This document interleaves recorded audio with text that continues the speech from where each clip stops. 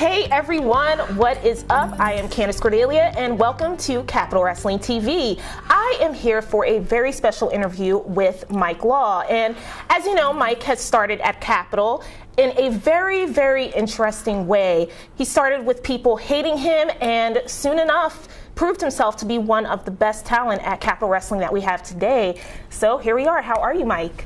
I'm doing very well. Thanks for having me. Absolutely, absolutely. So I want to get into a lot of things with you, obviously, because this is the first interview that I've had one-on-one with you. So I have a lot of questions, and people want to know what's up with you in terms of just your reign at Captiol. You started off as the intergender champion of the known universe.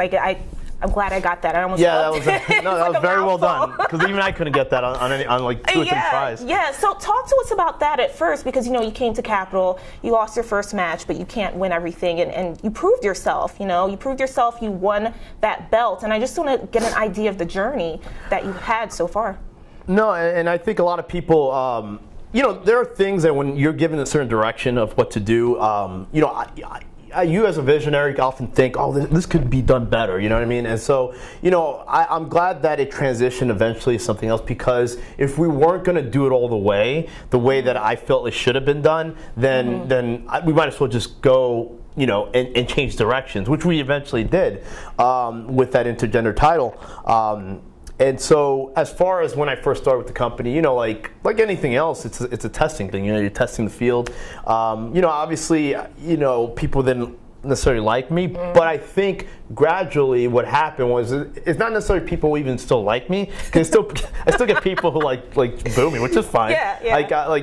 I started years ago. I started before we had a bunch of people going online complaining about fan reactions and what fans say. Like, believe me, some of the stuff that I was told when I first started, you can't even fathom. You know what I mean? Just all sorts of things. But so I think people are starting to get behind me. I think it's more of a respect thing. I think they respect the fact that that I work hard, that I put my effort into everything that I do, that I don't quit. I'm not a quitter, you know what I mean? And I think when people talk about Colossal, Mike Law, the mentality is that I think I'm 6'7", 685 pounds. But in reality, it's more about the attitude that no matter who I'm facing, in my heart and in my mind, I feel like I'm the bigger guy in just every aspect, you know what I mean? I have to believe in my head that I'm an imposing person, because you can't go out there, crushed over with no, it's just a sense of pride when people watch me walk. Right. There is a swagger, but it's just more, it's just more of a confidence thing, you know what I mean? And I think as I've progressed and I've won some and I've lost some. Obviously, recently we'll talk about that, my recent loss, unfortunate, but it happens. And I think overall, it's not the losing aspect of it. It's about the idea of okay, what happened that made this, caused this loss, or caused, for me not to win, and you just take that, you go with it. Yeah, and you're the longest singles reigning champ that we've had at Captiol. No one's been able to best that. No other wrestler that Captiol has had I didn't know has been able to do what you've done. So there's a formula that's working, obviously, for you. And where does that drive and that ambition come from within you? I think, I'll be the first one to admit, I doubt myself more than pretty much anybody. But I think a lot of times, I can take that and just kind of make it snowball, where it's like why not? You know what I mean? We're put on this earth. I could be gone tomorrow, but the fact is, if I don't go out there and give it my all each day, then to me, that's the depressing part. Is when it's not a productive day. When it's not, you go to an event and you're not putting your best foot forward. Why not? You know what I mean? What do you have to lose by not going out there and being the best that you can be? Yeah, it's either that or you're slacking. And so I was not brought up that way. My family has always been a working class family. We never had money. I literally lived in basements to apartments to you name it. You know what I mean? So it's not like we grew up with a lot of money, but the work rate was always there. We always worked hard, and so I think that's a huge attribute that I've taken not only from my personal life into my professional life, but obviously pro wrestling has always been a big part of that as well. And where did you grow up?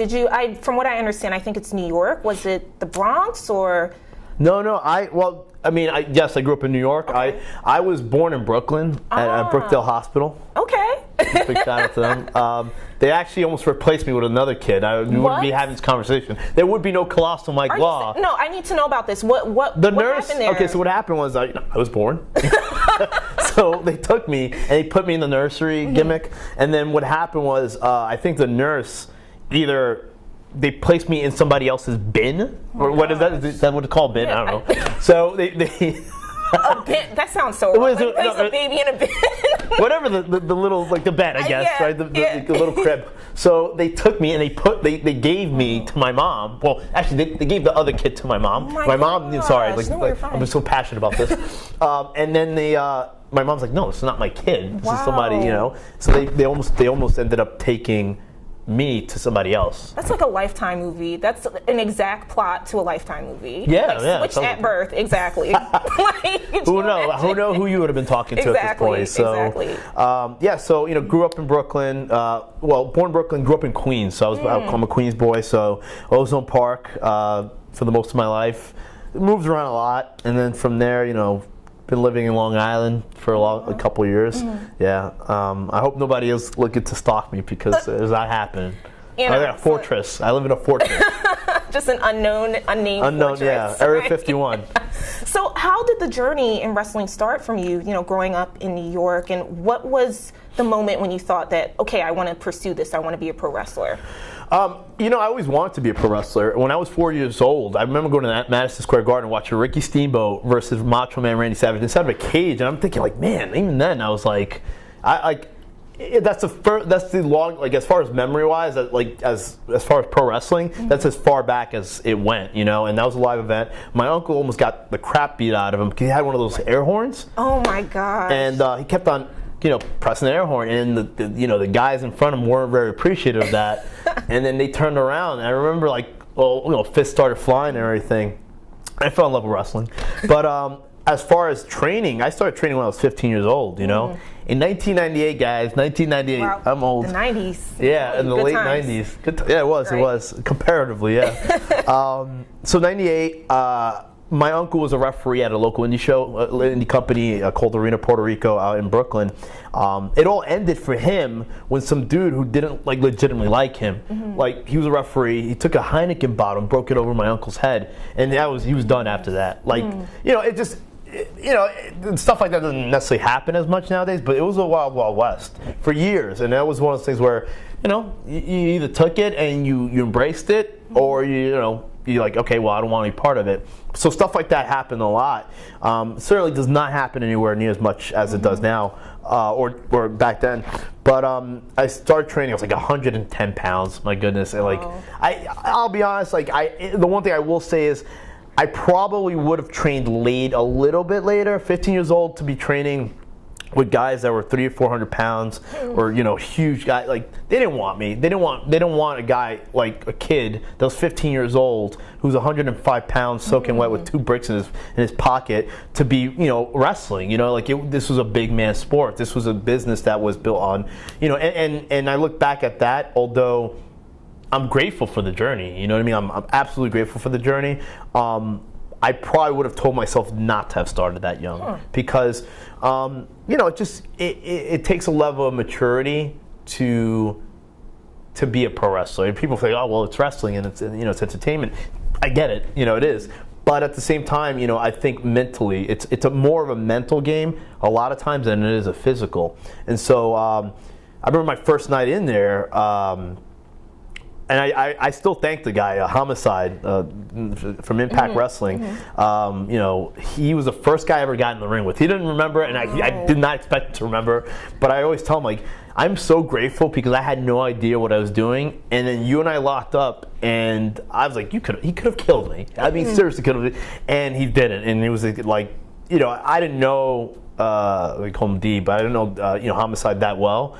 And so I was very appreciative. But I remember they hung me upside down. They took my shirt off, and like a Congo line around the ring, just chopping me senseless. And I had welts all over my body. And but to me, it was most people would have ran. away, I had something to prove. Now I had something to prove. Now I had to prove to them that I could take it, come back, and just be tough. And I was just always told never to back down from anybody. So that's just, again, it goes back to the Colossal namesake. That's just my idea of not backing down from anybody. And so that could also be traced down to my days over in Arena, Puerto Rico. And how were those, if you don't mind just coloring in, the lines and telling us exactly your time with that promotion and give us some idea of that?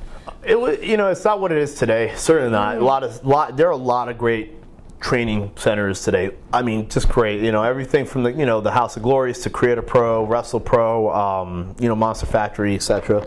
Back then there weren't as many. So you either had Gleason's, which is Johnny Rod's place, or you had Arena Puerto Rico, which was nowhere near at the level of anybody. Like, they were just literally, if you had $25, you got in the ring, and I remember this one guy, I swear to you, I'm not even trying to make fun of, I truly believe he was homeless, and he happened to get enough money to pay the fee to go in there, and I got in the ring with him, because I was told not to back down from anybody. So I was like, my trainers always said, like, you go in there with whoever, if he's the biggest guy, if he's like, it doesn't matter who he is, like, you go in there and you face, like, you man up. So that's the way we were taught. And it's just one of those things where, I swear to God, like, I think this guy was literally homeless, came into the ring. I mean, it smelled like the Jersey landfill on a hot August day. It was terrible. My God, it was terrible. It made me nauseous thinking about it. But he, I got it. Just, you got in the ring with anybody. In retrospect, I probably some people were better off not getting in the ring, because I could have gotten seriously injured. I can tell you how many times I got dropped on my neck or my head and stuff like that from people who just didn't belong. It's one thing to lay it in. There's nothing wrong with that. It's never been, But they're just guys who are just nuts. Like, they saw something on TV. Let me see how a guy who's 115 pounds can take it. But yeah, that, putting the rings up. The rings back then were different from now. Like, we had to take that thing 2 flights down to the basement, and it was just like, it was such a huge learning experience in terms of paying your dues. I eventually moved on to a place called the LIWF Doghouse, which is a far more notorious, I should say, organization, but for the good reasons. They had guys like who've come there, who people know, like Low Key, the Hit Squad, Homicide, guys like the Amazing Red, the SATs. All those guys started there at one point. A lot of these indie guys that were known. So I went there, and that was tougher physically, because these guys were swinging for the fences over there. It was different. I don't think you could get away with some of the training methods that they did back then. Now, I think you'd be out of business, or I'm assuming some police would show up knocking on the door. It was a different time. I'm grateful for it, because it toughened me up, and it's just one of those things where it's made it easier for me to transition through the years with the different styles and guys who, you have a lot of young guys who have stuff to prove. In Capitol especially, you have so many talented guys who have a lot to prove, but that taught me to overcome any of that. It's not an age thing. It's just a pure ruggedness, pure toughness that was taught years ago that you bring for the rest of your life. Right. And one thing that you've overcome is being homeless. I remember you've talked about that before. If you don't mind just telling us more about that journey as well, how you exactly came to that point and how you got out of being homeless yourself. It's funny that you remember that, because it's great. And it wasn't like I was living out on the streets. I just had no home. You know what I mean? And that was the toughest. It was a tough. I would say year and a half. It was just. I think it was just more having the right people around you. Like in anything else in life, if you have the right people around you, it's always a good thing. And I just happen to have really good people around me, and. Wrestling, if it wasn't for, a lot of people say this, but it truly is a fact. If it was not for pro wrestling, I don't know what I would be doing. You know what I mean? So when people ask, well, why do you still do this? Why did your body take so much punishment? It is a passion that I have, but I also think it's a way to really escape. You know what I mean? to me, it really was the greatest escape I could have. I mean, I'm not a drug person. I've never done a drug in my life. I don't drink, so that's nothing like that. It's just been because of wrestling. You know what I mean? Like, I've been able to overcome a lot of adversity because of it. Yeah. And surely that shows in the ring because you're such a strong competitor and you've had a lot of great matches at Capitol. So I want to get into, we talked about you having the intergender belt, and then you propositioned Marcus with, becoming the Capitol TV champ, which you were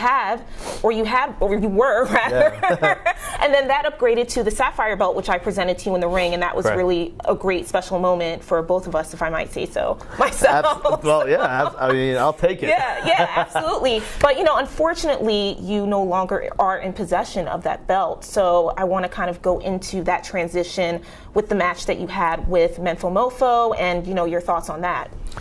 Absolutely. It was a special occasion. It needed to happen. To be honest, again, it goes back to the idea of something and the execution of it. It wasn't what, I don't think it was what the owners or the management of Capitol wanted it to be, and I certainly think it wasn't what I wanted it to be. So it made no sense to continue that path. So when I approached Marcus, it just common sense. You know what I mean? Like, we have TV now. You don't have a title that represents that. You have somebody who's been a champion, who's been loyal to the brand since it started. So to me, it putting those two together, it made sense. It wasn't like I was trying to go up there and pitch something that was so out of the ball, the ballpark. It really was something that made sense for everybody, all the parties.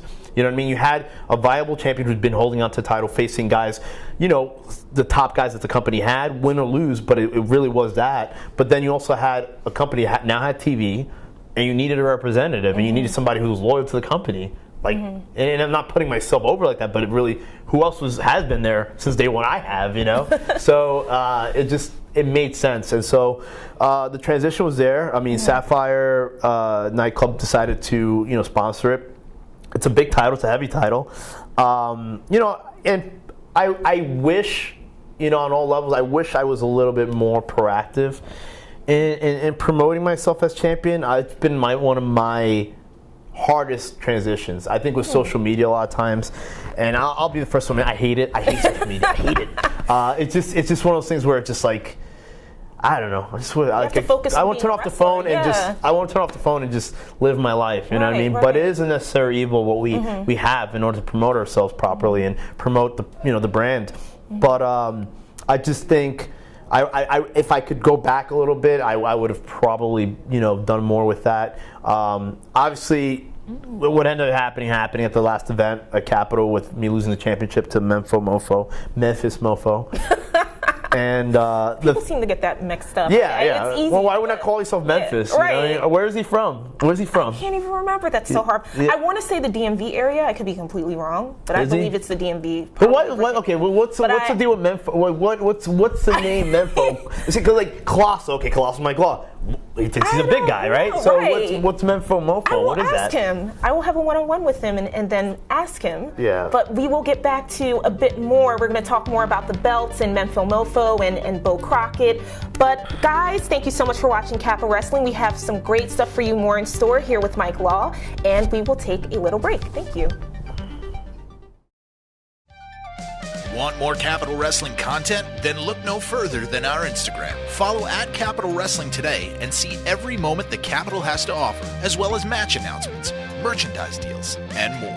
Come to the Capitol and follow our Instagram today. Don't miss a single moment of Capitol Wrestling television by subscribing to our Twitch. Twitch.tv/Capitol Wrestling not only gives you a brand new episode every Monday night at 7:05, but exclusive content like Capitol Wrestling's World War IV Live, exclusive Match Zero content, Capitol Wrestling binge mode marathons, and the upcoming Level Up with Stephen James and more. Push the button and subscribe to Twitch.tv/Capitol Wrestling. Hello, everyone, and welcome back to Capitol Wrestling TV. And I am talking with the Colossal Mike Law right before our big anniversary show that is happening March 24th. Colossal Mike Law, he has been our former intergender of the known universe champion, our Capitol Wrestling TV champion, and Sapphire TV champion. However, Mike, we know that you lost the Sapphire TV championship to Menfo Mofo, so we're all just wondering, where exactly do you go from here? No, I appreciate the accolades. Like, one of the things that, again, I think a lot of times we don't have a chance to really embrace and like really appreciate like the stuff you do, because like much like the management of Capitol Wrestling, they're never happy with the product. They want to continue to improve, and I think everyone should do that. I think all independent wrestlers, I think all the people in general and in life should like gather to never be satisfied with just being there. They need to be like better, and improve themselves. So again, because the men and women, such as myself, wrestlers that constantly, you're either traveling to a show, you're either training for a show, you're either, at an event, meeting people. So you don't really have a chance. And then when time comes, obviously you're there, you're performing, you're wrestling, you're going to win, you're going to lose. You have to have that in your mind. Injuries, like whether you're going to suffer an injury, like a knee injury, I don't know. But you have that all in your mindset. So you never really have a chance to appreciate the accolades and the stuff that you accomplish. And although I'm not satisfied where I'm at, I want to continue to, I was not put on this earth to be mediocre. I was put on this earth to fulfill greatness, and I think a lot of that time that's what motivates me the most.